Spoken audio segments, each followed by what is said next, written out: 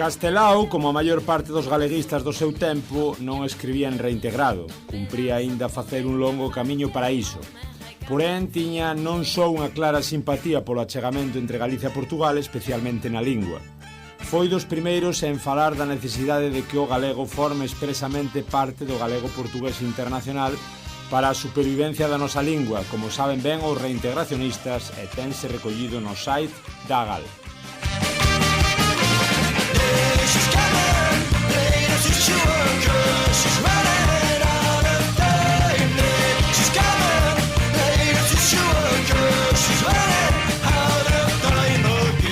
Así o escreven sempre en Galiza en textos bastante coñecidos. O galego é un idioma extenso e útil porque, con pequenas variantes, fálase no Brasil e en Portugal e nas colonias portuguesas.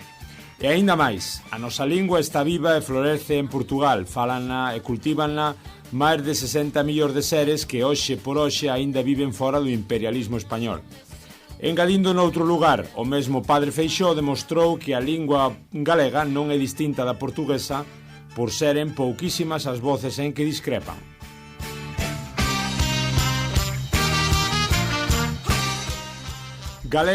Castelao tiña moito claro que os galegos que falan en castellano e que literariamente endexamais recorren ao galego son desleixados, complexados e coas súas palabras encollidos. Mesmo chega a dicer, as palabras castellanas en boca de galegos son case sempre palabras envilecidas, mas tamén hai conciencias envilecidas por complexos de inferioridade. Estas palabras poden soar hoxe moito duras e algúns poden consideralas inxustas e se aplican en todos os casos. Porén, Castelao é moito consciente de que, como di noutro lugar do libro, se aínda somos galegos é por obra e gracia do idioma. Por iso a súa famosa e repetida frase "estamos fartos de ser unha colonia". O galego é o elemento máis identitario do pobo galego. Se perdemos esa identidade, que nos queda? Negarse a falar e escribir en galego en Galicia é, hoxe como onte, un auténtico suicidio colectivo.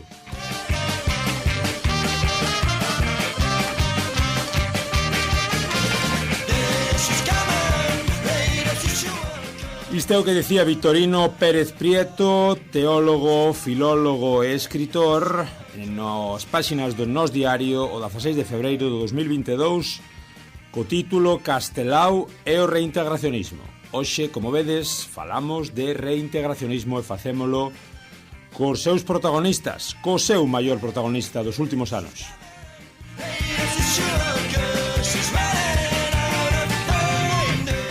Ola, moi boas, eu son Germán Estévez, o germano a portuguesa, e aquí estades nun novo episodio, nun novo capítulo dese voso Galiportus, dese voso podcast, programa de radio, espazo galaico-portugués unindo voz a voz as dúas beiras do Miño. Benvidos e benvidas.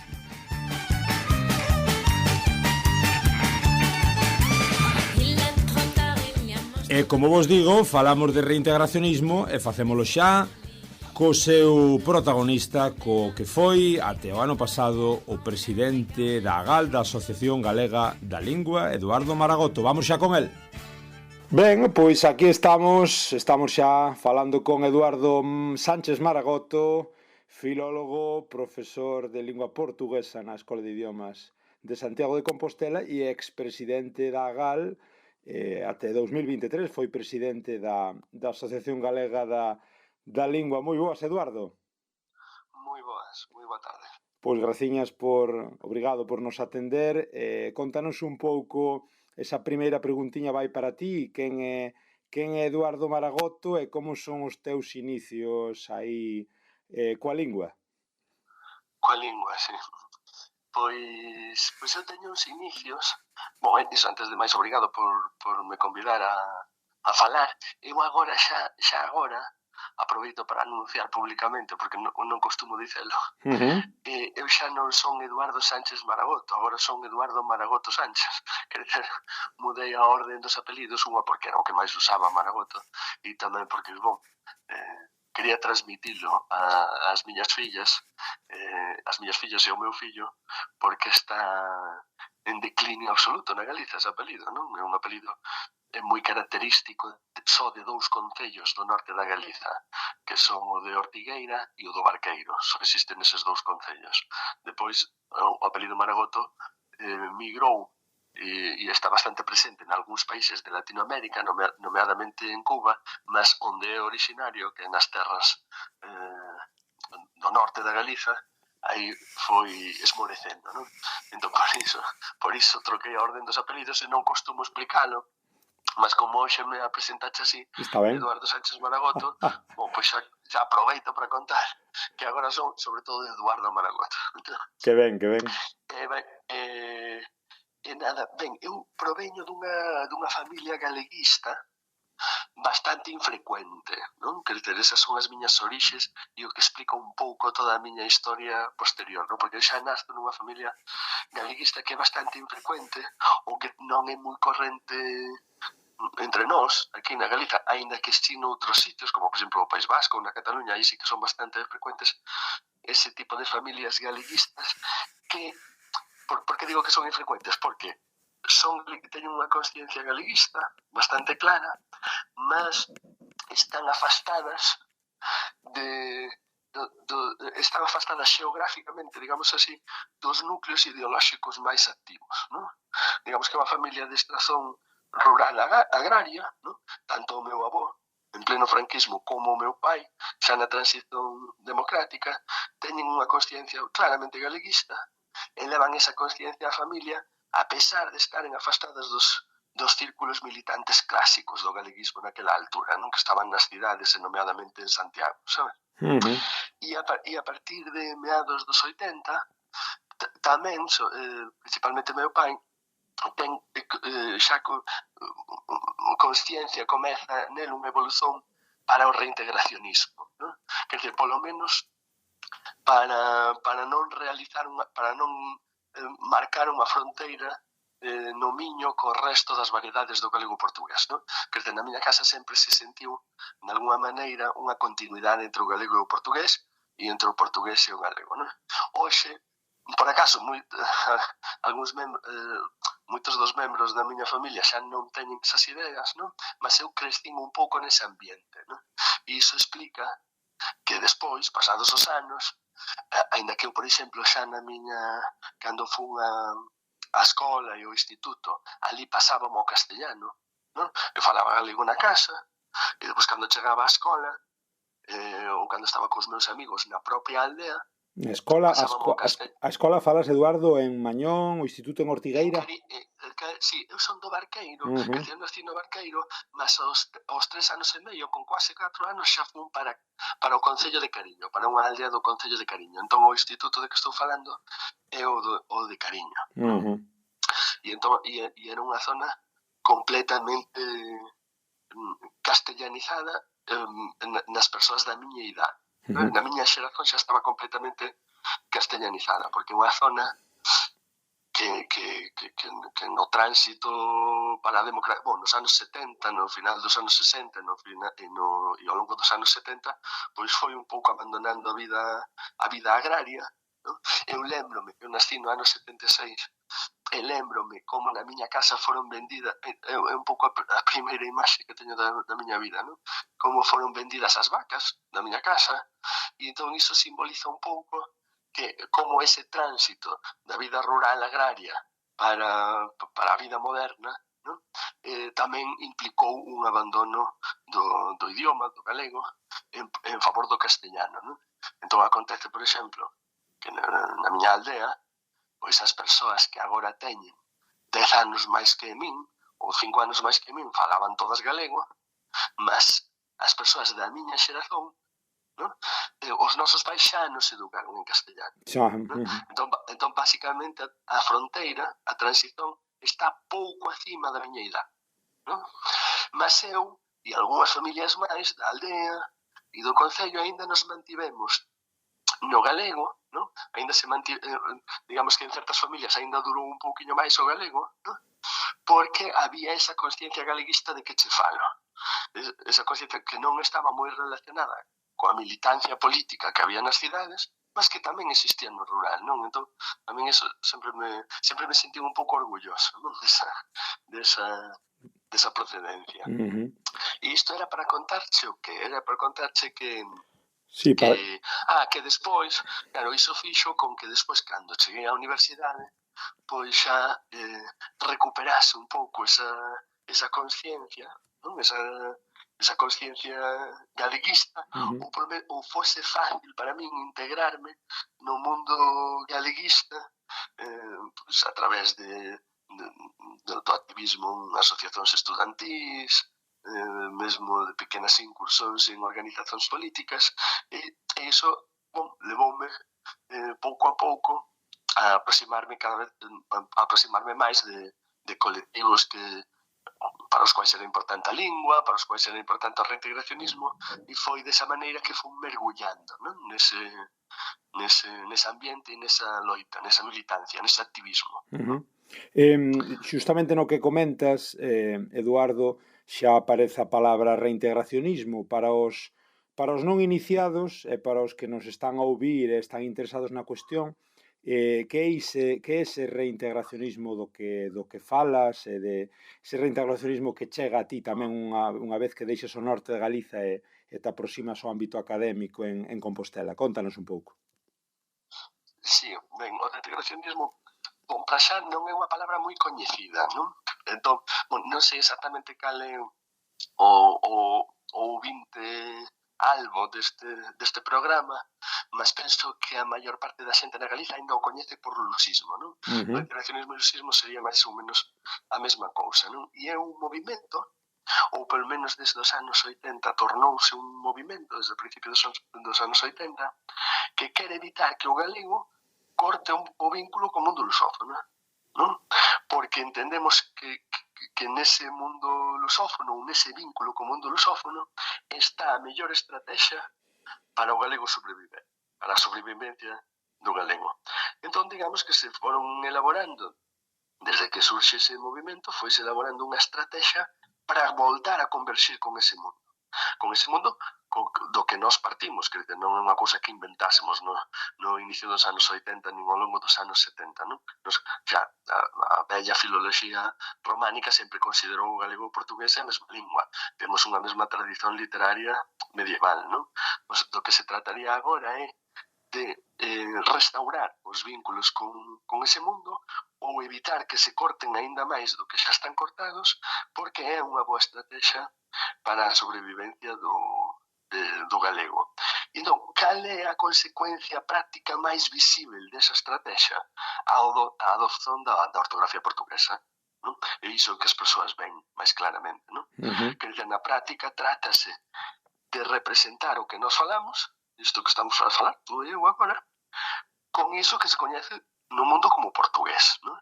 E iso e a moita xente que lle pode chamar a atención porque está habituada a ouvir que o galego e o portugués son linguas diferentes, entón di, mas como iso é posible? Como vas representar unha lingua a través doutra? Mas non só é posible, sino que está verificado que na práctica hai moitos galegos que o facemos, non? Moitos galegos que isto mesmo que falamos exactamente con todas as palabras podémolo escrever con ortografía portuguesa e así o facemos non só en artigos e libros, sino nos nosos WhatsApps, nas nosas cartas ou nas nosas comunicacións persoais, non? E iso faise na Galiza desde finais dos anos 70 e principios dos anos 80. Antes diso, pois tiña habido ensaios, non?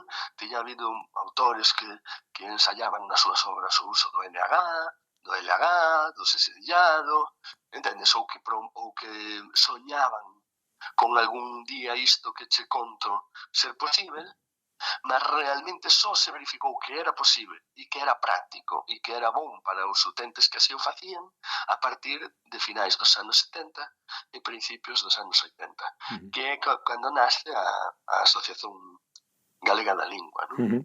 Agora vamos con todo iso, Eduardo, simplemente máis ou menos entón sería para que eu entenda, a xente que non está moi posta no asunto. É dicir, nós conservamos a maneira de falarmos a galega tal como estamos a facer agora, mas despois a hora de escrever, a hora de representar a nosa grafía sería aproximala ao portugués. Isto non implica que nós falemos a portuguesa, sino que conservemos a nosa maneira de falar a galega. Efectivamente, claro, iso non foi, é que nin sequer iso segundo con que algunhas persoas pensan, mas estes queren que falemos a portugués, e que iso nen sequer sería posible. Porque ainda que alguén o desexase non sería posible. Entón, do que estamos a falar é de alterar, digamos, a versión máis política, máis planificada da lingua, non o que é natural e o que é espontáneo, que é a fala, sabes? Iso non se pode modificar. E as orixes da cuestión, como ti ben trazas, lévanos aos anos 80, como xa comentache, xa explicache en algún dos teus vídeos, o ano cero ven sendo 1981, do que temos que estar orgullosos ou non tanto, Eduardo? Sí, eu penso que sí, non? Eu penso que o reintegracionismo ten que estar moi orgulloso dese ano. Non ten que estar orgulloso de ter chegado con tan pouca forza a ese ano.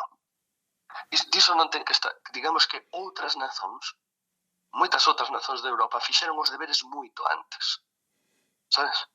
E entón, moitas outras nazóns houbo consciencia moito máis clara da unidade con outras variedades da mesma lingua histórica en décadas moito máis recuadas do que a nosa, sabes?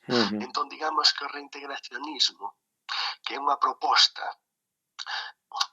para que as persoas se entendan, vou comezar un pouco desde o principio. Sí. Desde que o galego comeza a reescreverse, en meados do século XIX, esta cuestión xa está sempre presente, non? Xa está sempre presente e os autores debaten, discuten entre eles e até é un debate bastante frecuente na imprensa escrita, por exemplo, non?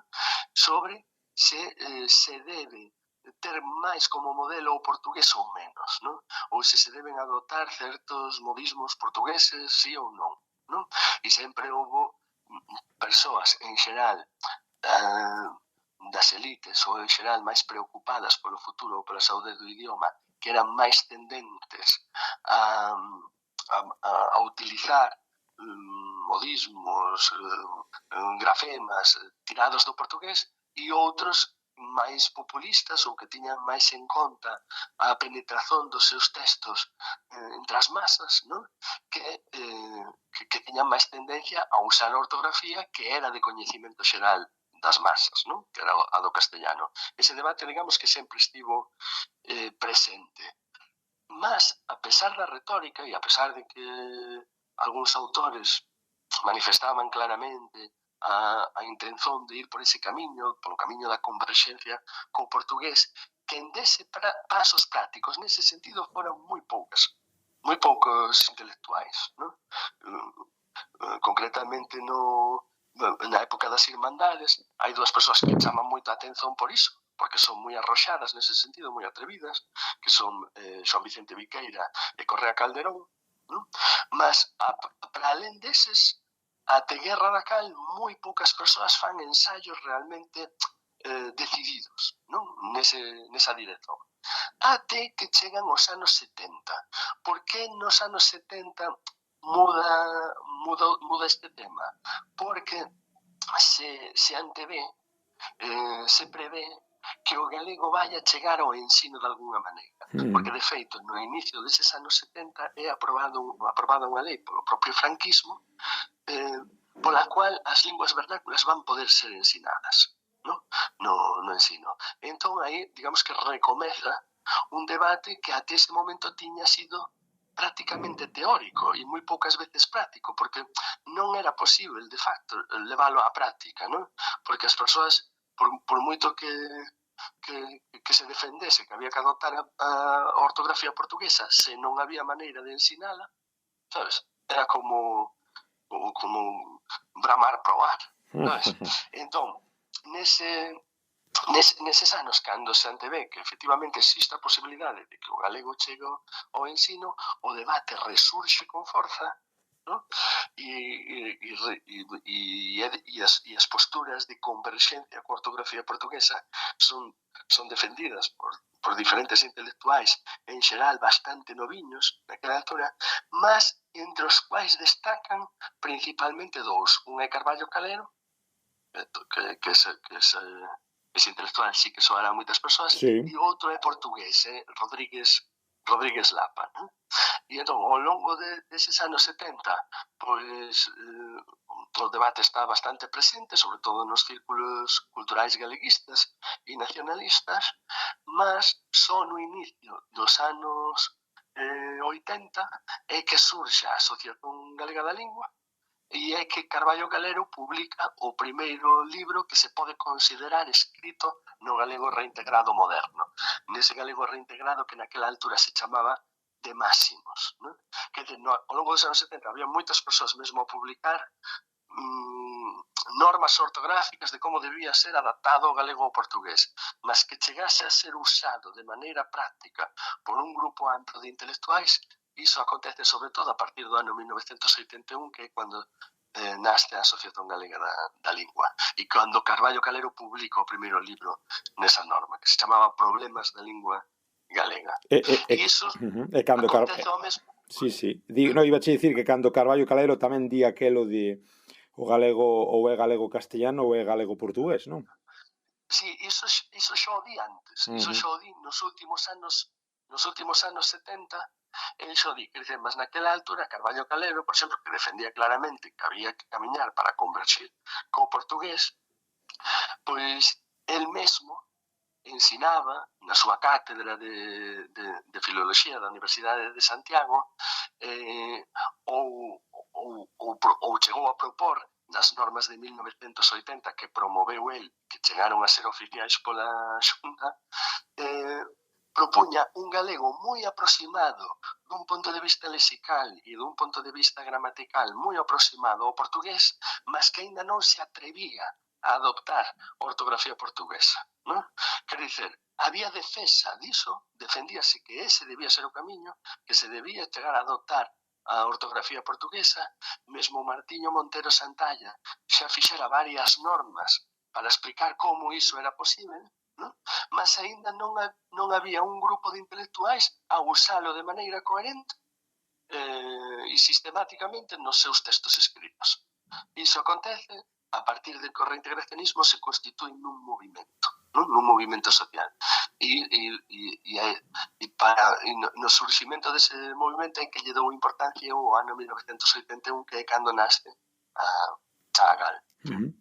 E como valoras, Eduardo, desde ese ano cero até a actualidade, o 2023, até que deixas de ser presidente da GAL, tú xustamente o ano pasado, como valoras estes 40 anos? En que momento estamos?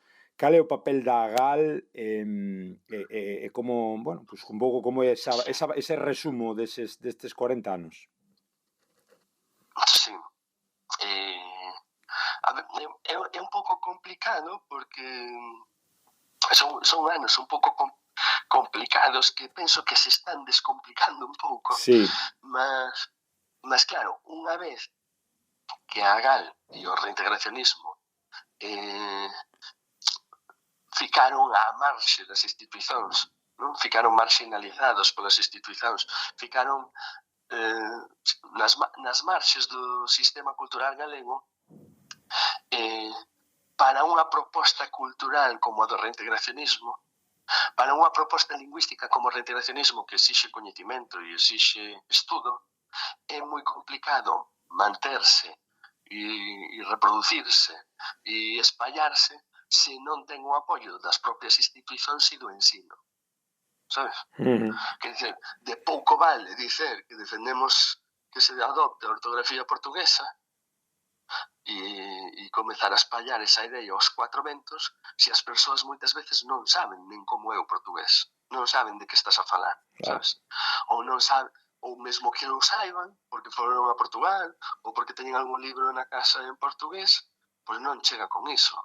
Iso precisa dun estudo, precisa de o que unha lingua normal obtén a través do ensino e dos medios de comunicación, e claro, non só ficarmos á marxe, pois desde 1981 que gaña, digamos, que gaña esta batalla cultural a outra opción, a opción isolacionista, ¿no? E a norma que vigora pasa a ser a contraria a que nos propuñamos, pois nos ficamos completamente á marxe, ¿no? E bastante paralizados, non? Quer dizer, era moi complicado defender e soñar con triunfar en as nosas posturas. Ora ben, iso modificouse un pouco ou até bastante a partir do ano 2000, porque é cando comeza a socializarse a internet. A internet xa nasceu, ou polo menos a miña casa xa chegou un pouquiño antes, mas comeza a socializarse nos anos 2000, non? Entón, a partir dese momento, xa o portugués comeza a ser visto de outra maneira, porque comeza a ser coñecido, non? Entón, xa é máis fácil defender a postura da converxencia co portugués. Xa hai moitas persoas que coñecen o portugués, se non o coñecen poden consultalo. Xa hai moitas persoas que, de feito, pola miña experiencia, unha grande parte das persoas galeguistas, aínda que non estuden portugués, hoxe en día están en contacto co portugués, porque nas redes sociais e tal, pois hai sempre alguna persoa escrevendo en portugués, sabes? Entón iso muda moito as cousas, non? Digamos que o coñecimento ou a converxencia pasou a ser algo non institucional, mas sí bastante natural, non? Daí, até que as institucións muden e até que o ensino acolla como postura hexemónica, algún día tal vez aconteza, pois aínda falta moito. Mas as condicións mudaron bastante nese ano, non? Mas iso no relativo ao propio reintegracionismo que defende a GAL. Mas a GAL como asociación, eu penso que nestes anos pois demostrou que a pesar desas condicións non só sobreviveu, non? Sino que mantivo moitísimos proxectos, desenvolve moitísimos proxectos e desenvolveu ao longo destes anos moitísimos proxectos moi estáveis e moi coñecidos do reintegracionismo e nunca desfaleceu nese sentido, non? Proxectos que como o Portal Galego da Lingua. Ia che preguntar, xusto agora por aí, sí. Pois xa ten máis de 20 anos. A editora A Través, cursos en Portugal, cursos online, o consultorio lingüístico en galego, que se cosas así que me lembro, o dicionario Estravís, que o aloxa a propia asociación, non?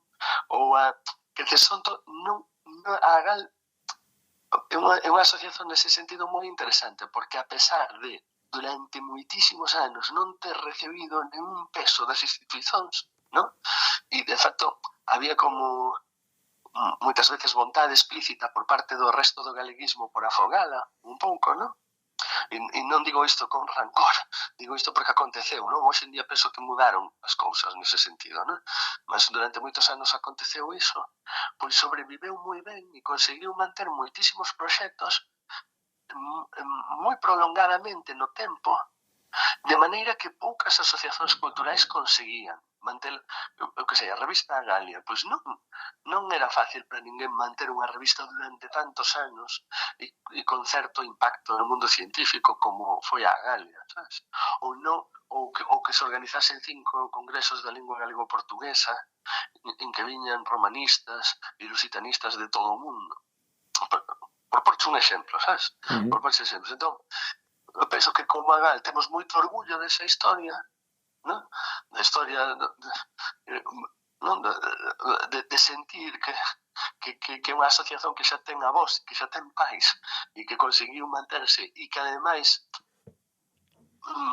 na actualidade ten máis socios dos que tivo nunca. É dicir, que de alguma maneira non só se mantivo, sino que creceu. Cantos hai, máis ou menos? A GAL agora mesmo ten non che podo dizer a cifra exacta, mas anda perto dos 550. Anda a volta dos 550. É unha cifra pequena, recoñecémolo, mas é unha cifra grande para o que é unha asociación cultural, que aínda por riba está non ten conexións institucionais, sabe? E xusto nesa institucionalidade, Eduardo, con tantas loitas co ILGA, co Instituto da Lingua Galega, CARRAC, que é un pouco aí nese choque entre a versión, digamos, oficialista ou isolacionista, como comentas, e a versión, pois, un pouco que promulga a GAL de aproximación ao portugués. Logo destes anos, notas que nos últimos anos as cousas están mudando. Refírome, por exemplo, eses 10 anos que se cumpren neste 2024 da Lei Valentín Paz Andrade, ou dese contacto que hai continuo co portugués grazas ás redes. Pensas que se están movendo os marcos, como dicimos? Sí, penso que sí. Agora, que penso, moitas persoas din, Gal mudou. Non, eu penso que sí que hai unha visión un pouco errónea, non? Porque o reintegracionismo como tal, como un movimento que promove a idea que promove, quer normalizarse e necesita máis que ningunha outra postura a institucionalización. Mas non só hoxe, penso que sempre foi así. Eu moitas veces lembro as persoas con que se poden ter estes debates, non? Que non todo o mundo está ao tanto da historia do reintegracionismo, mas moitas persoas lembrolles que a primeira comisión que houbo dentro da GAL, que se xerou dentro da GAL, que debeu ser no ano 1981 ou 82, foi a comisión de textos religiosos. E naquela altura, quen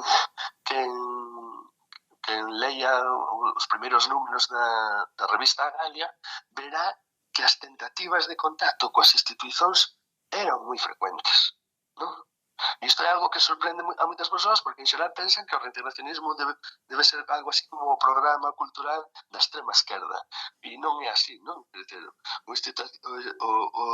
reintegracionismo é unha postura que sempre quixo dialogar coas institucións e outra cousa é que daquela, por circunstancias políticas que ás veces se nos escapan, pois non fose posible, non?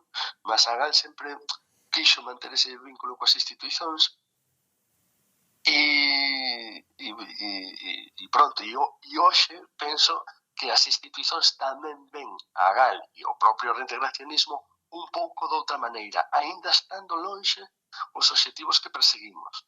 Eses están aínda moi lonxe, mas sí que somos vistos de outra maneira. Mas o reintegracionismo quer normalizarse en todos os sentidos, quer ser ouvido por toda a sociedade, non só por unha parte da sociedade, e necesita máis do que ningunha outra postura esa institucionalización, digamos así, non? Porque, ao contrario do que se pensa, e a pesar de ter dado os primeiros pasos no ámbito máis asociativo, no ámbito estritamente asociativo, non é unha postura, en principio, que teña vocación disidente ou vocación que se sinta, por exemplo, que se sinta máis cómoda a representar o galego do pobo contra o galego das institucións ou contra as elites. Non. O reintegracionistas moitas veces somos os que pior convivemos de facto con esa instabilidade do galego popular e os que necesitaríamos que o galego tivese ou polo menos a versión do galego que nos comunica coa lusofonía tivese certo grau de institucionalización, estivese no ensino e poidese ser ensinado, poidese ser transmitido ao pobo de outra maneira. E estando no ensino, a versión que propón o reintegracionismo, digamos que xa non faría falta pois contar co portugués como lingua estranxeira na Galiza, é dicir, xa sería un pack un pouco de 2 por 1, como diría o outro, non? Sí, quer dizer, o objetivo final do reintegracionismo é que a fronteira co mundo lusófono, a fronteira física do Miño, para que as persoas o entendan, mas en xeral, hoxe en día, as comunicacións están tan facilitadas entre os países, digamos, a fronteira en xeral co mundo lusófono se dilúa o máximo posible, non?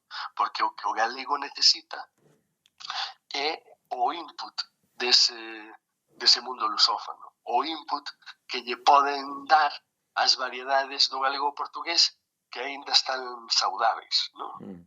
Quer dizer, iso é o que necesitamos urgentemente, non? Porque hoxe en día o galego, mesmo aquelas palabras que defende o galego que se ensina nas escolas, o galego que se estuda nas escolas, pois nese galego pois ensínanse moitas palabras, pois hai vermello, cadeira, estrada, moitísimas palabras que, aínda que se estuden, realmente depois as persoas non as encontran na sociedade, non?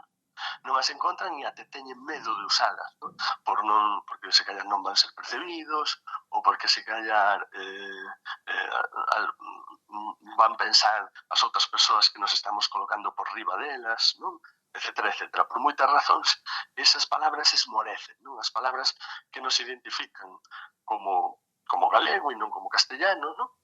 Esas palabras van esmorecendo. Entón, se as persoas fosen conscientes de que esas palabras tamén serven para nos comunicar co resto do mundo lusófono, sería outra cousa. Esas palabras poderían comezar a recuperar a vitalidade. E estou falando agora de 3 palabras, por exemplo, moi coñecidas, non? Que felizmente ainda son coñecidas por todos os galegos, mas hai moitísimas outras que xa non é así, non? Sí, sí. Xa as persoas dubidan se iso é galego, por exemplo, na miña infancia, só che vou por un exemplo, na miña infancia ainda era común facer a comparativa de idade con os que son máis novo ou máis vello, non? Hoxe en día, a maior parte das persoas di maior en vez de máis vello, non? Claro. Pois é maior, ou é maior que Xoán, ou ese xa é moi maior, non? Xa pouca xente di máis vello. Mas o peor non é que xa pouca xente diga máis vello, é que moitas persoas pensan que maior é o galego tamén. Claro. Por que acontece iso? Porque non existe unha variedade saudável da lingua en que máis vello circule con normalidade.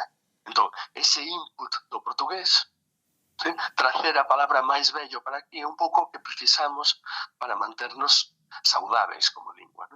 E claro, estou pondo exemplo dunha palabra, mas poderían ser centenas. Sí, sí. É interesante o que comentas, porque realmente é unha visión, é unha situación que viviu moita xente, que vivimos moitos que tentamos falar e vivir en galego desde sempre, non? Esa situación tamén de sentir que certas palabras pois podían facer que a outra persoa tivese ese receio, non? Esa cousa de, este estáse pondo por riba miña, cree que sabe máis, cree que é máis galego que a min, é dicir, un pouquiño, un pouco e acabalo diso. Sí, contanos un pouco, Eduardo, tamén unha proposta moi interesante que hai por riba da mesa, como é o binormativismo, é dicir, as dúas normas convivindo. Sí. Pois ten un pouco que ver con isto, non? Porque o que acontece na Galiza é que nós iso arrastramos un conflito normativo que, como xa falamos, se prolonga xa máis de 4 décadas, non? Polo menos máis de 4 décadas, non? Podemos até considerar que durante século e medio, non? Se consideramos que os debates que había no século XIX e nos principios do XX xa eran un conflito normativo. Bom, mas considerando que o conflito normativo surxe aí nos finais dos anos 70 e principios dos 80, bom, pois na Galiza é obvio que existen 2 padróns, non? Un padrón, aínda que non son simétricos no uso social, mas temos un padrón que é converxente con outras normas usadas para a mesma lingua histórica noutros territorios, que sería o portugués, sería o padrón converxente coas outras normas do galego histórico, e outra autónoma, que ter outra norma independente do portugués. Bom, mas esta situación así definida non é exclusiva. Isto acontece en moitos outros sitios, en moitos outros territorios que teñen as mesmas circunstancias sociolingüísticas que a nosa, non? En algún caso, da mesma forma que na Galiza, cando se dá esa circunstancia de 2 normas a conviver, 2 normas en conflito, pois en algún caso a norma que ten recoñecimento legal é a autónoma, como no caso galego, é a autónoma das outras, non? E tamén temos o caso da Córsega, por exemplo. Na Córsega acontece o mesmo. Na Córsega a norma que é ensinada nas escolas é a independente do italiano. para que as persoas entendan, e noutros casos, e iso pouca xente sabe, que o máis común, no entanto, son os outros casos, non? Que cando a predominante é a converxente coas outras variedades da mesma lingua. E iso acontece, por exemplo, en moitísimos territorios ao longo da fronteira lingüística italo-franco-alemán, sabes? O Tirol, Lombardía, os diferentes cantóns suizos, a Alsacia e a Lorena son dous casos moi coñecidos na Franza, o Val d'Aosta en Italia, pois aí falanse ou diferentes variedades xermánicas ou itálicas, non?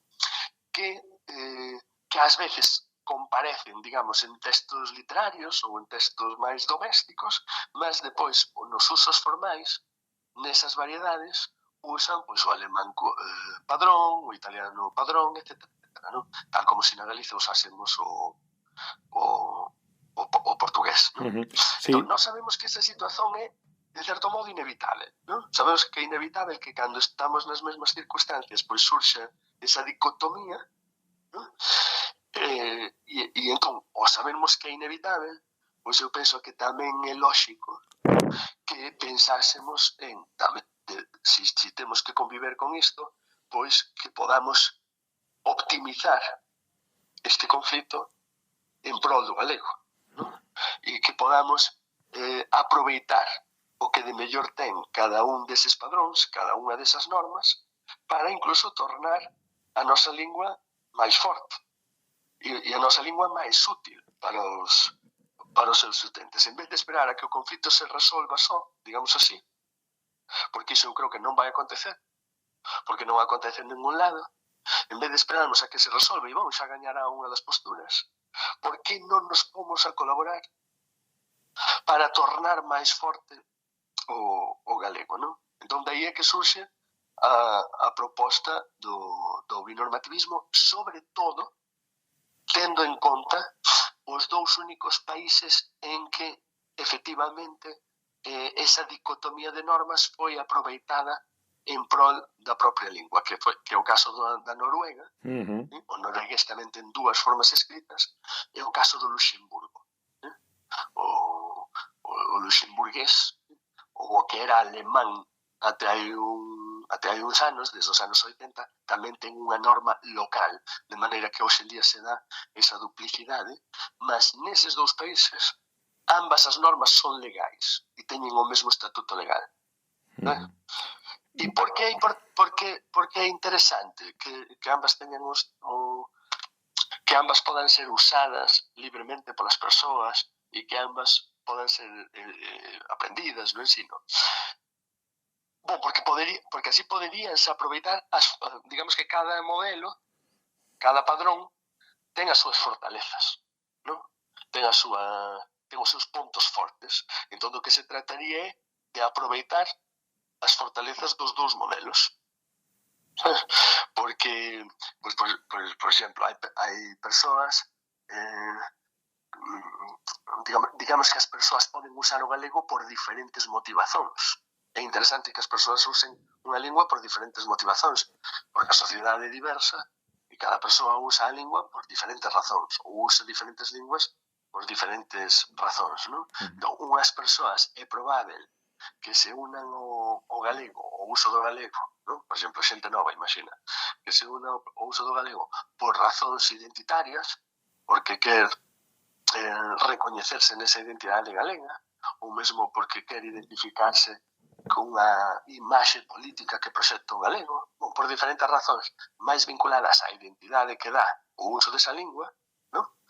E outras poderán vincularse máis ou poderán estar máis motivadas para usar un idioma por motivos máis prácticos, por motivos estritamente comunicacionais, porque abre as portas a un mundo moi amplo de 300 millóns de persoas, a sexta lingua máis falada do mundo, e iso, pois, é obvio que dá unhas posibilidades comunicativas que non temos do outro lado.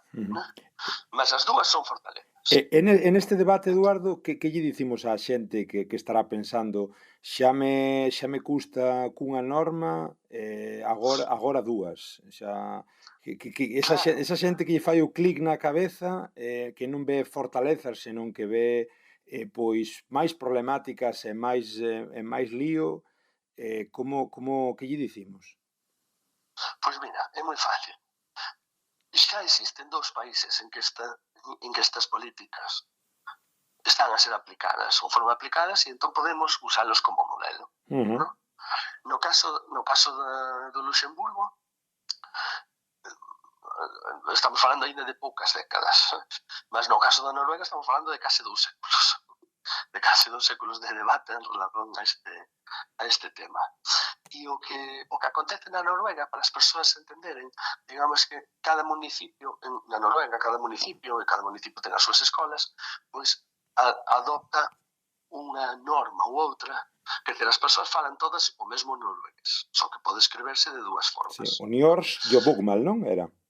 O bokmål e nynorsk, moi ben. E entón, o mayoritario o bokmål, non?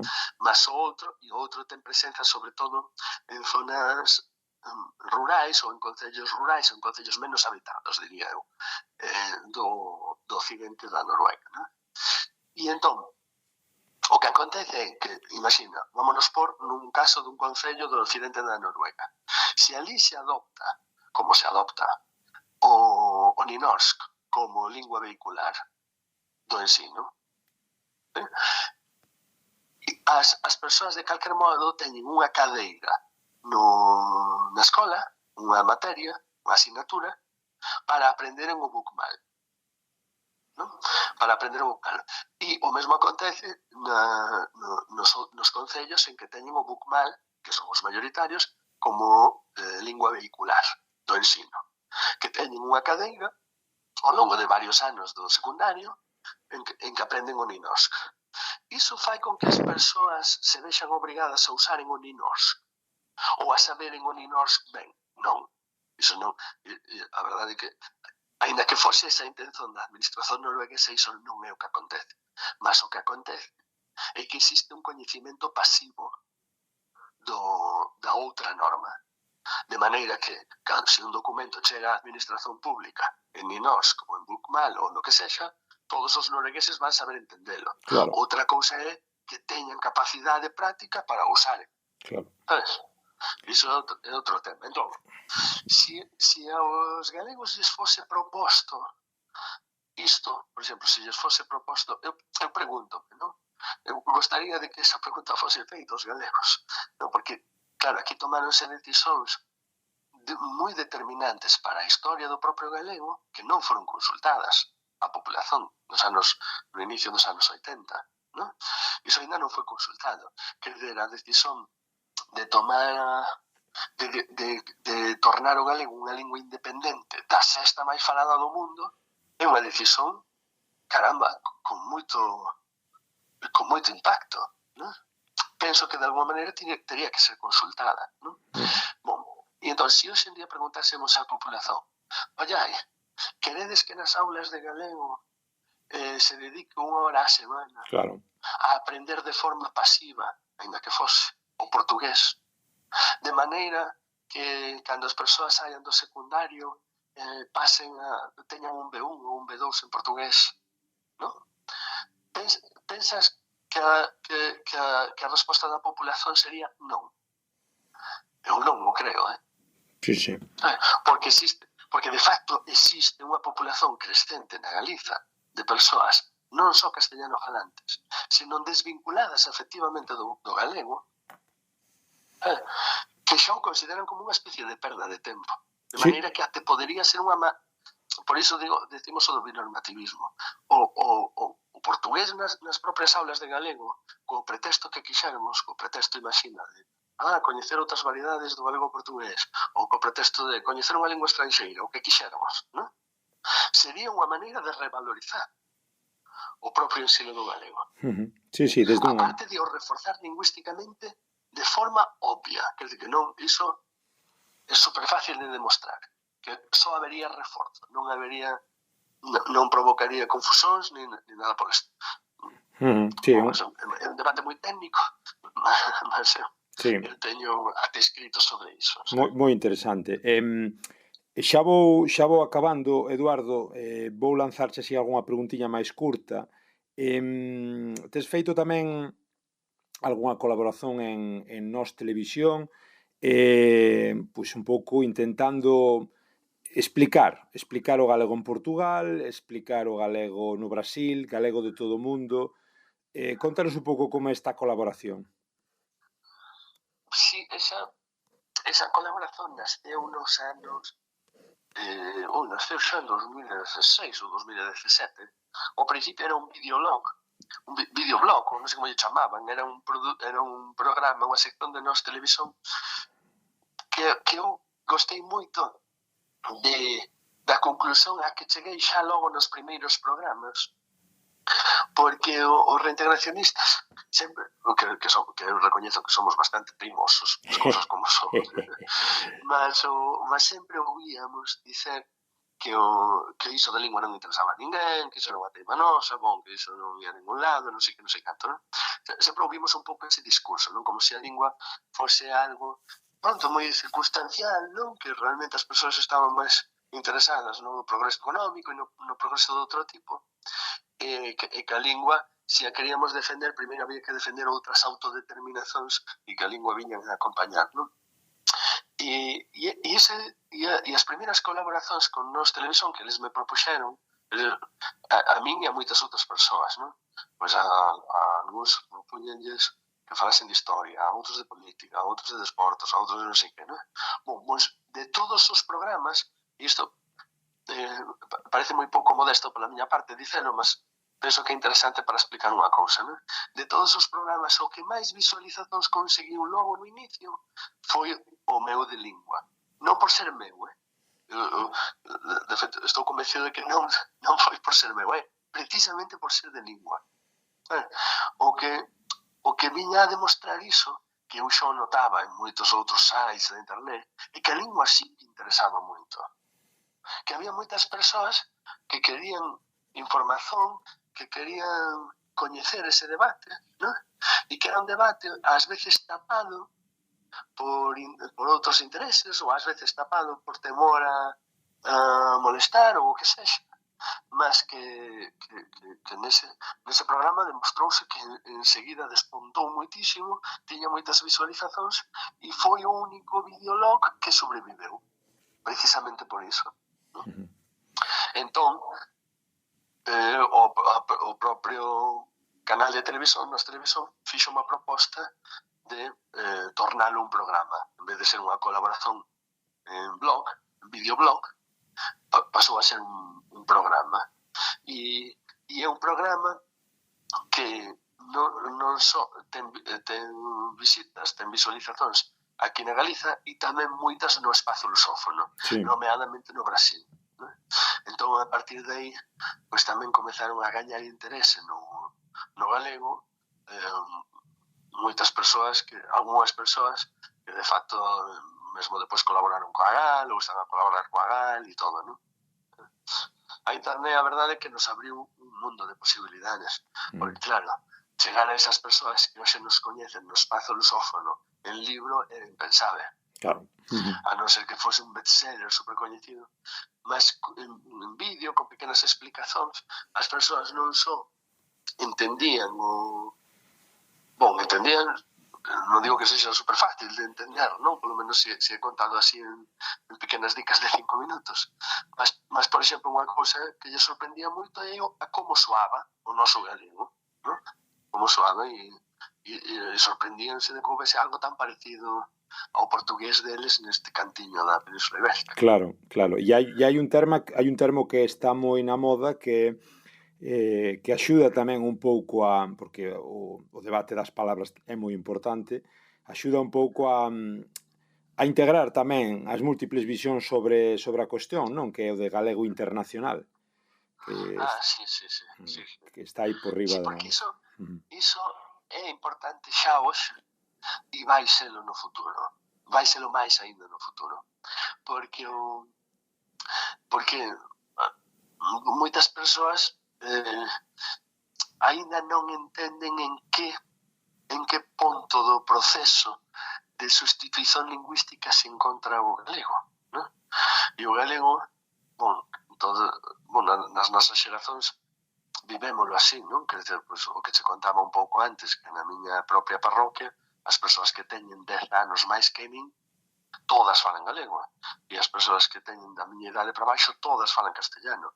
Aí hai un proceso de sustitución lingüística moi radical, que en principio alcanzou unhas comarcas, e agora xa se está a alcanzar todas, porque todas deixaron de viver do agro e de viver do sector primario, non? Entón, mas iso non é algo que aconteza só na Galiza, acontece en todo o mundo. En todo o mundo, as linguas sin Estado, as linguas que non posúen un Estado que as reforce e que as apoie, pois teñen un futuro incerto en cuestión de décadas, non en cuestión de séculos. Da mesma maneira que podemos dir que aquelas linguas que nen sequer teñen ensino vehicular e nen sequer teñen escrita, sabemos que van desaparecer prácticamente en anos, non? Pois tamén podemos calcular o futuro das linguas como a nosa, que non teñen un Estado atrás, non? Que as vaya defender ou que lles vaya prolongar a vida, pois tal vez estexamos a falar de décadas. Mas hai unha serie de linguas que son, por un lado, as estatais, que teñen unha sobrevivencia garantida por moitos máis anos, non?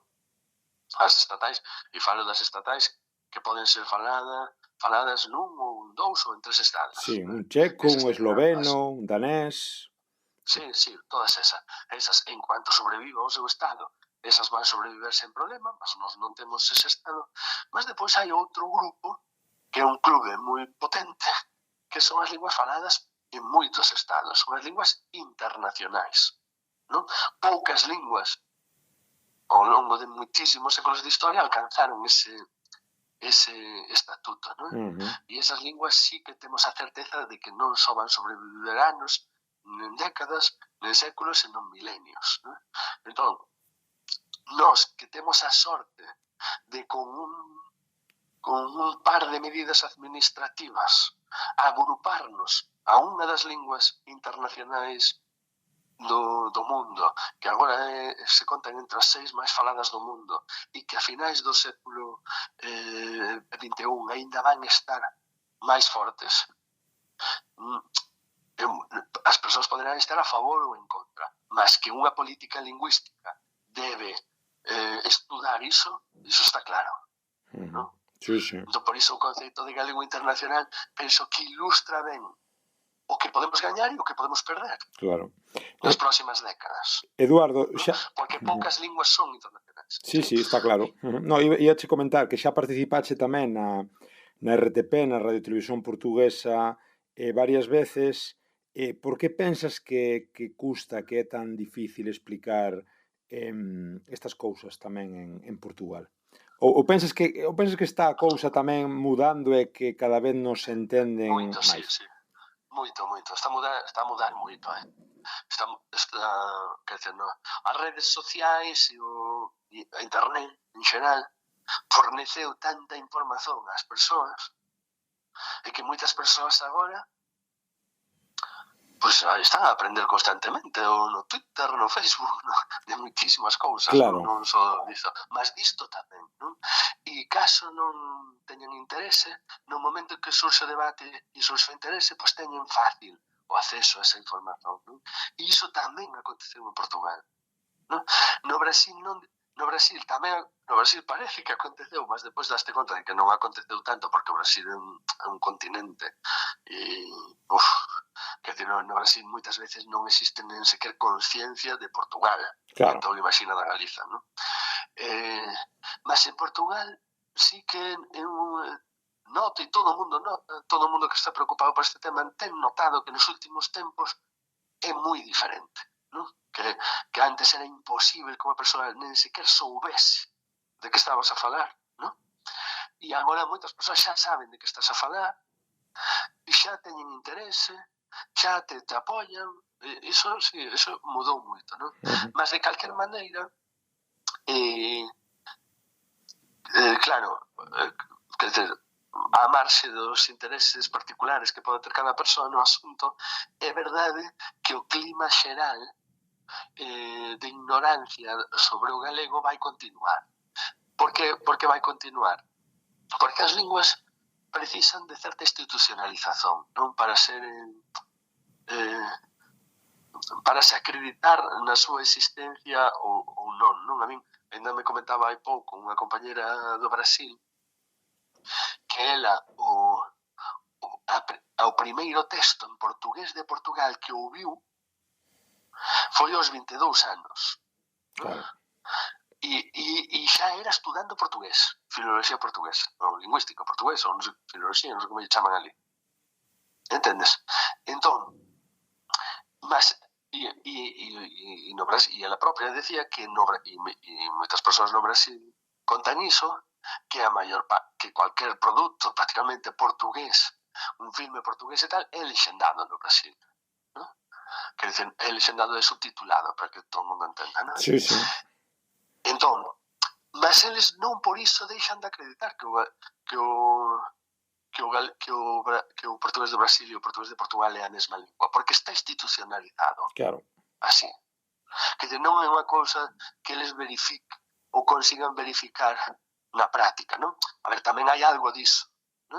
Mas, en xeral, o motivo principal polo cual se pensa iso ou o contrario é porque existe unha institucionalización, porque é transmitido así no ensino, non?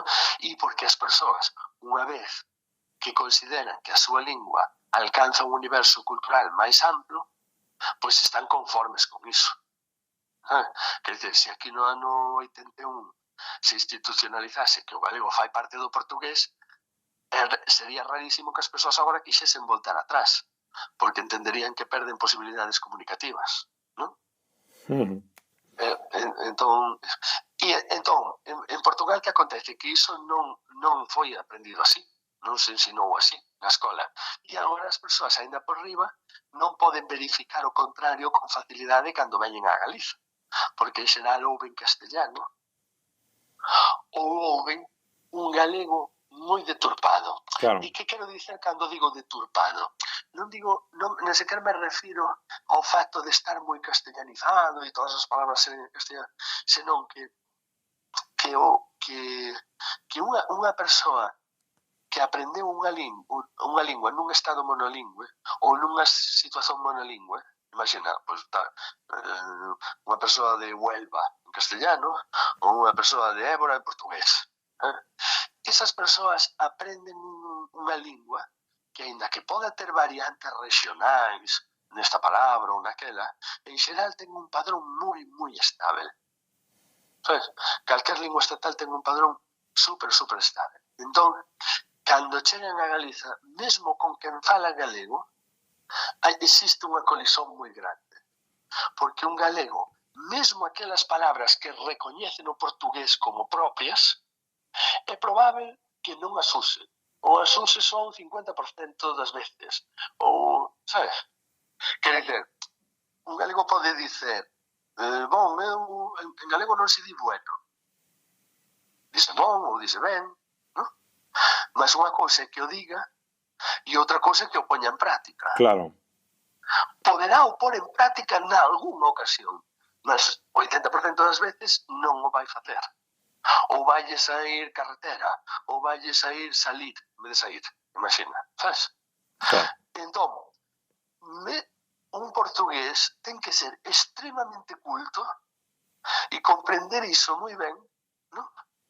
Para que chegue a raciocinar que efectivamente estamos a falar da mesma lingua. Tería que ser casi un especialista en sociolingüística e en dialectoloxía. Non sei se... Sí, sí. Non é só un problema de ser ou non as mesmas palabras, é un problema tamén de que é moi diferente, que tú podes comparar linguas estatais entre sí, linguas minorizadas entre sí, mas comparar unha lingua estatal cunha minorizada é sempre moi complicado, porque a estatal, a parte da súa identidade é a súa estabilidade. Sabes? Sí, sí. Quer dizer, imagina, un portugués, a palabra ela é con E aberto, sabes? Nun pronome tan frecuente é casi imposible que nun estado como Portugal, pois existen dúas versións. Entendes? Pois todos os portugueses da norte a sul din o mesmo, non? Nunha palabra tan frecuente. No entanto, na Galiza vas encontrar que uns din ela, outros din ela, outros din uns dino máis aberto, outros dino máis fechado. Entón, realmente é moi complicado comparar unha lingua padronizada con unha serie de falas que están aí pululando no medio do español, que é o único que ten o padrón estable. Sí. Na nosa zona, na zona de Celanova, dicimos toda a vida il. Efectivamente, hai quen diga el, hai quen diga ese aproximado ese L. Sí. Mas acontece con cualquier palabra. E entón, imagina, os nomes das frutas, non sabémoslo, porque en galego para cada fruta existen 6 ou 7. Mas en castellano, normalmente, un falante normal só ten na cabeza unha palabra. Claro. Este é a que vale, este é o... Este é a que vale, e a outra, pois decía o meu avó. Pero a que vale, pois en Portugal acontece exactamente o mesmo. Entón, iso non ten fácil solución no contacto diario entre as persoas. Iso ou se institucionaliza e se aprende, digamos, un padrón converxente co portugués, que iso non quer dicer que as variantes teñan que ser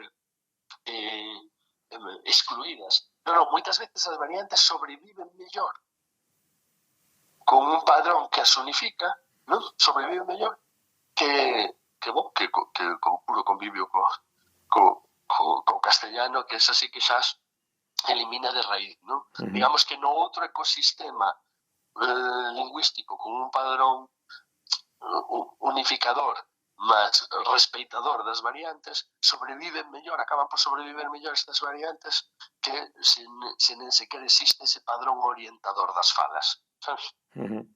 Pero bueno, ese sería outro debate. Outro debate. Fica un par de preguntiñas e xa te deixo e agradezoche desde xa o esforzo que estás a facer, porque sei que bueno, a xenda é complicada e tamén tes a gorxa tela aí un pouquiño tomada. Os neofalantes, comentades no Portal Galego da Lingua, coméntase a importancia dos neofalantes, de poder vivir en galego, tamén desde unha óptica de reconversión. O futuro pasa por eles, Eduardo? Sí, o que pasa é que é unha cousa que eu non gosto moito de facer esa distinción entre neofalantes e paleofalantes, non? Porque penso que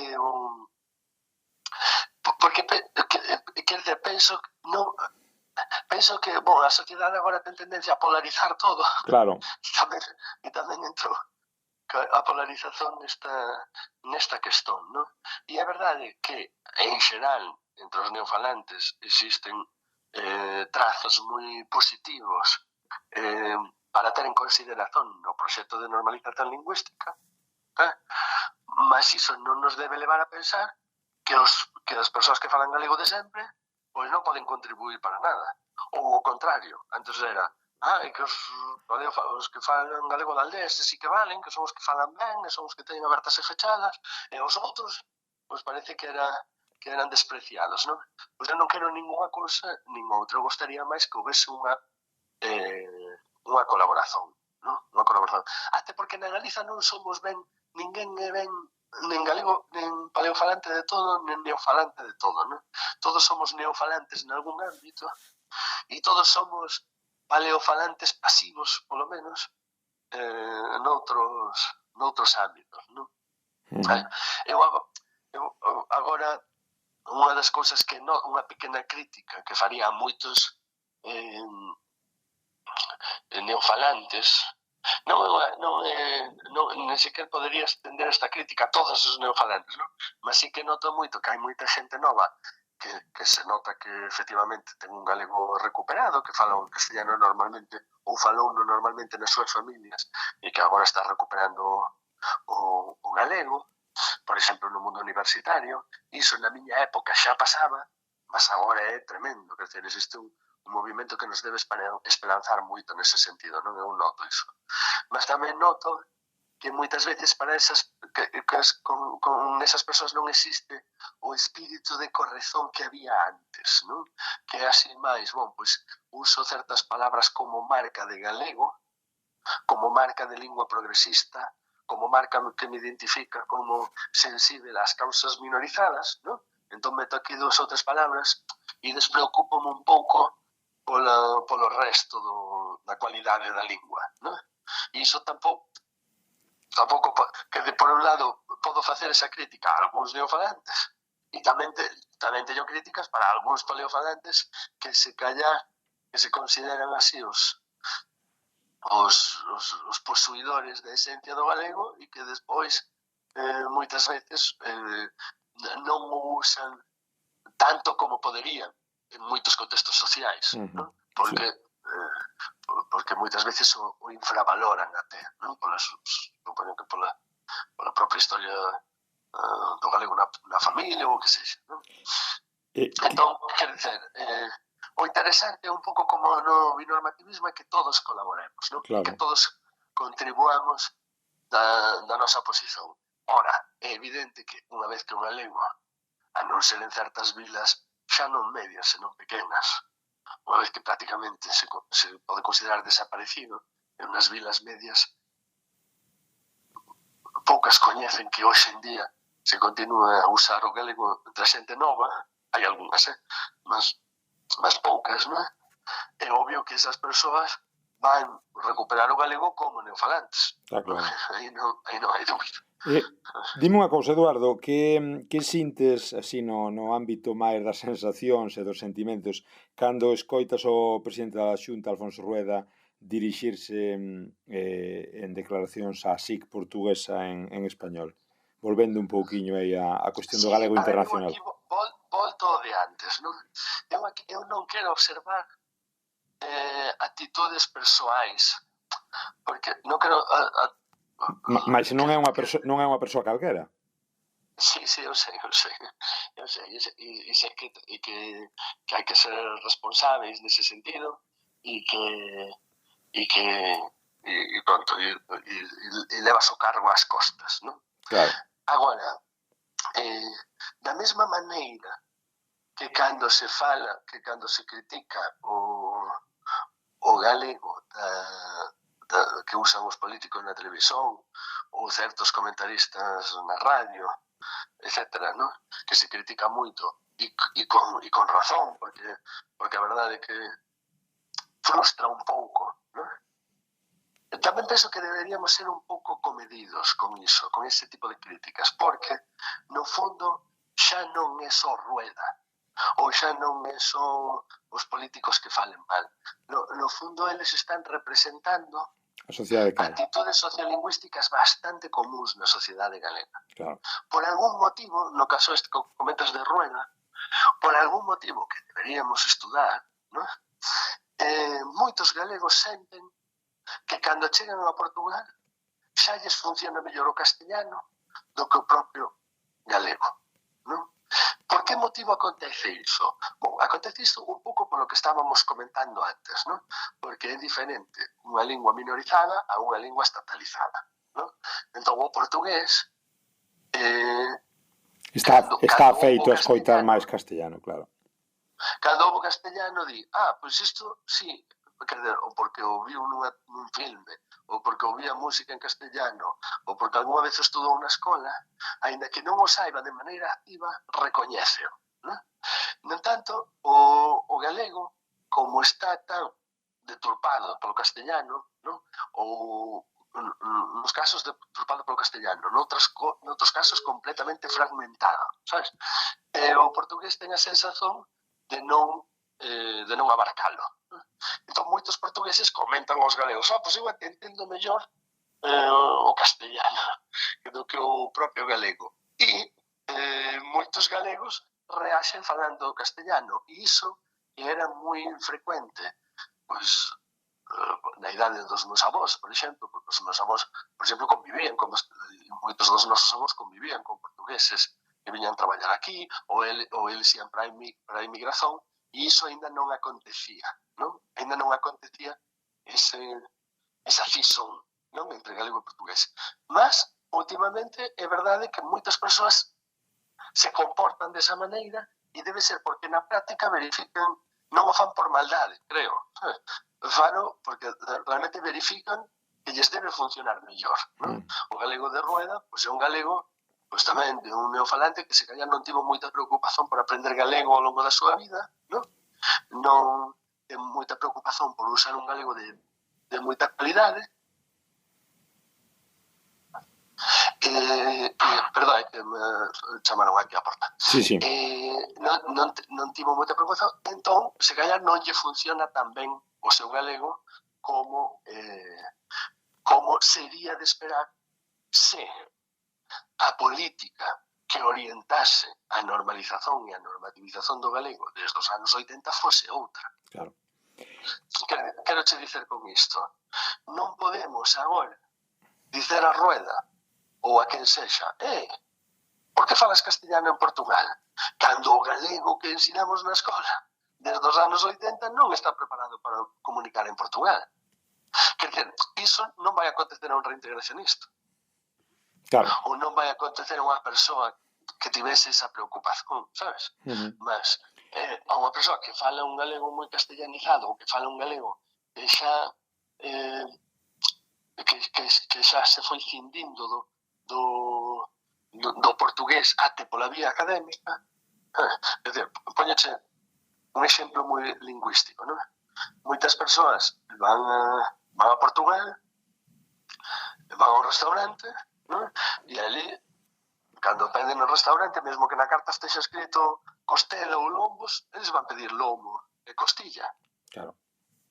Non? Sí. Ou van... quer dizer, que usan un galego que, de alguma maneira, convive desde hai varias décadas no ecosistema do castellano. E iso, o galego que estudamos nas últimas décadas na escola non o correxiu, senón que o acentuou. Pois, por exemplo, palabras que non existían no galego popular, ou polo menos no meu galego e na maior parte dos galegos naturais que eu coñezo. Amosar, rematar e todas estas palabras que funcionaron un pouco como hiperenxebrismos nos primeiros tempos, tamén fortaleceron a fronteira co portugués. E iso en si non se encarregou de reorientalo desde os anos 80, todo o contrario, acentuou, non? Entón agora penso que é un pouco injusto dicer ás persoas que non falan portugués en Portugal, que non falan galego en Portugal, que debían falalo. Claro, debían falalo se funciona. Se non lles funciona por algún motivo, se callar os que temos que repensar a política lingüística somos nós. Claro. Porque, por un lado, non está ben dicer aos galegos o galego serve para comunicar con lusofonía, e depois resulta que non serve. Claro.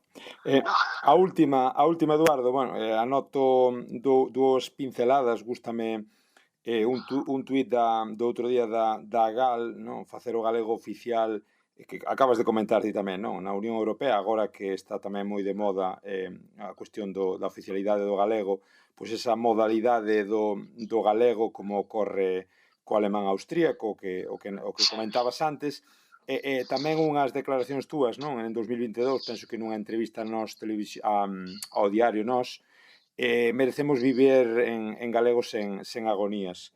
Dentro deste merecer viver en galego sen agonías, cales son os proxectos para xa de Eduardo e da xente da GAL? Sí, a xente da GAL. A GAL ten un activismo prácticamente diario. Claro. Fai así cousas así todos os días. Entón, xa é difícil explicarlo así todo, non? Continuidade. Mas o primeiro galego sin agonías, o que significa basicamente é que non podemos vincularnos ao galego só por militancia e só por patriotismo, non? Que tamén un dos grandes corazóns do idioma, de calquer idioma, nas circunstancias do noso, esa defensa patriótica, esa defensa da lingua dese modo, mas tamén necesitamos o respiro de viver nun galego que nos comunique co mundo, que nos abra portas en termos culturais, en termos laborais, en termos económicos, ¿no? Que nos permita viaxar, que nos permita coñecer culturas, paisaxes, etc. Ese galego tamén o temos que viver, ¿no? Mas para viver ese galego, o ensino ten que ser reorientado. E cando falo disto, teño certo temor a que as persoas non entendan cal é a función dunha lingua padrón. Cando digo reorientado, non digo, pois de repente todo o mundo fala mal e hai que falar mellor. E entón vamos vos ensinarnos a través do ensino a falar mellor. Non se trata disso. Todas as linguas son faladas de maneira espontánea na rúa, sen ninguna preocupación. E as persoas simplesmente, ao longo das xerazóns, pasan pola escola e a escola vai seleccionando as palabras, aqueles termos que comunican máis facilmente o conxunto da comunidade lingüística. Mas iso faise sin que ninguén note nada. Iso é casi unha selección natural. Mas, entón, a ese galego temos que alcanzalo, non? A ese galego temos que chegar nos próximos anos ou nas próximas décadas. E cando chegarmos a ese galego, aí sí que estarán asentadas as bases de unha normalización lingüística a serio e en que as persoas que están envolvidas nela teñen a sensación de camiñar orientadas para un futuro promisor. E non como agora, que realmente moitas veces estamos facendo moitísimo traballo en prol do galego, mas coa sensación ou coa non certeza de estarmos a dar os pasos certos. Pois con ese desexo deixamos Eduardo Maragotto, ex-presidente da GAL, filólogo, profesor na Escola de Idiomas de Ourense. Obrigadísimo polo teu tempo e eu penso que foron minutos de moita valía, da que falamos de moitas cousas e realmente é sempre unha maravilla conversar contigo e con xente que fala tanto e tan ben. Un placer. Obrigado. Moi ben, pois ata aquí a nosa conversa con Eduardo Maragotto, que foi presidente da GAL. Interesantísimos minutos con el falando de reintegracionismo. Lembrade que estamos sempre nas redes, en Facebook, en Twitter, en Instagram, para que nos sigades e nos comentedes o que queirades. Tamén no correo en galiportuspodcast@gmail.com. Estades en Radio Ariz tamén 107.2 da FM. Tendes o programa aquí os que andades pola contorna os sábados de 12 a 1, redifusión sábados ás 10 da noite e luns ás 6 da tarde aquí con Carlos nos mandos técnicos, como sempre. E seguídenos tamén, escoitádenos, como sempre vos dicimos tamén nas diferentes plataformas, en iVoox, en Spotify, en Podgalego ou en Apple Podcast. Hoxe acabamos cun dos temas favoritos de Eduardo Maragotto, que nos recomendou este Amarelo dos brasileiros Emicida. Obrigado, chao, chao. Presentemente eu posso me considerar um sujeito de sorte, porque apesar de muito moço, me sinto são e salvo e forte. E tenho comigo pensado, Deus é brasileiro e anda do meu lado, e assim já não posso sofrer no ano passado. Tenho sangrado demais, tenho chorado pra cachorro. Ano passado eu morri, mas esse ano eu não morro. Tenho sangrado demais, tenho chorado pra cachorro. Ano passado eu morri, mas esse ano eu não morro. Ano passado eu morri, mas esse ano eu não morro. Ano passado eu morri, mas esse ano eu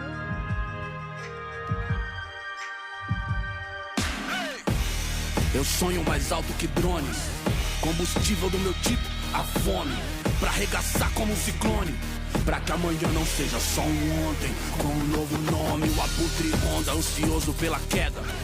Fim do mágoa, mano, eu sou mais que essa merda. Corpo, mente, alma, tipo Ayurveda.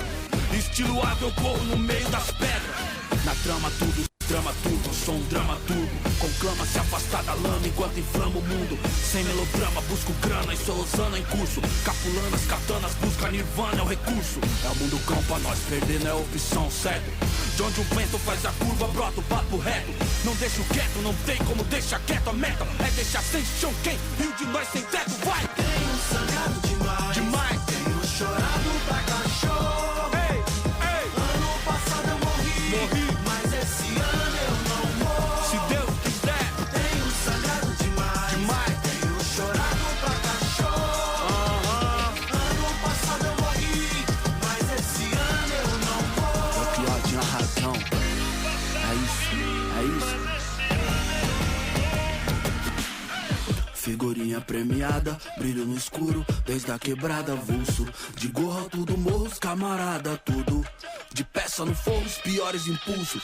Só eu e Deus sabe o que é não ter nada, ser expulso. Ponho linhas no mundo, mas já quis pôr no pulso. Sem o touro, nossa vida não vai a de um cachorro triste. Hoje cedo não era um hit, era um pedido de socorro. Mano, o rancor é igual um tumor, envenena a raiz. Onde a plateia só deseja ser feliz, saca? Com uma presença aérea, onde a última tendência é depressão com aparência de férias. Vovó diz, odiar o diabo é mó boi. Difícil é viver no inferno e vem à tona que o mesmo império canalha que não te leva a sério interfere pra te levar à lona. Então repite e diz: Tenho sangrado demais, tenho chorado pra cachorro.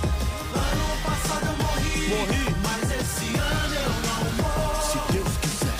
Tenho sangrado demais, tenho chorado pra cachorro. Ei, ei, Ano ei. passado eu morri, mas esse ano eu não morro. É isso. Permita que eu fale, não as minhas cicatrizes. Elas são coadjuvantes, não melhor figurantes, que nem devia estar aqui. Permita que eu fale, não as minhas cicatrizes. Tanta dor roubar nossa voz, sabe o que resta de nós? Alvos passeando por aí. Permita que eu fale, não as minhas cicatrizes. Se isso é sobrevivência, me resumir é sobrevivência. É roubar um pouco de bom que vivi. Por fim, permita que eu fale, não as minhas cicatrizes. Achar que essas mazelas me definem é o pior dos crimes. É dar o troféu pro nosso algoz e fazer nós sumir. Tenho sangrado demais, tenho chorado pra cachorro. É isso.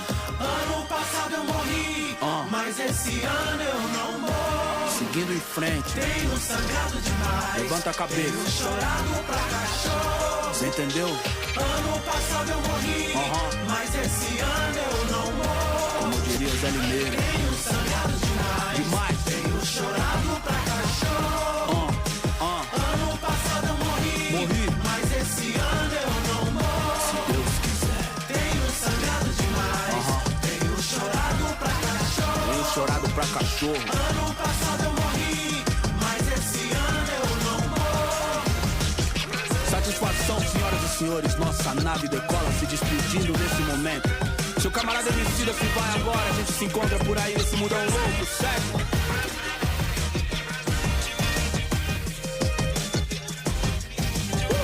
Laboratório Fantasma se despedindo por aqui.